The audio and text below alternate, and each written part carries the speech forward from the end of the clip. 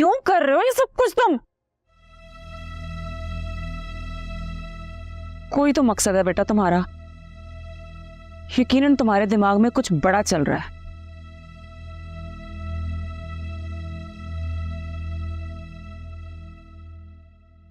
अहमद, तुझे तो पता है ना कि साला आधे घर वाला होता है, पर तूने तो मेरे पूरे घर को ही आग लगा दी। वो बगले, तूने मुझे ना घर का छोड़ा ना घाट का। अब पता नहीं तेरी वो बहन मेरे साथ क्या सलूक करेगी। मैं तुझे कभी माफ नहीं करूंगा। किंजा अब जो जो जुल्म मुझ पे करेगी, सारे सूद समेत ना तुझे वापस करूंगा। नहीं छोड़ूंगा तुझे।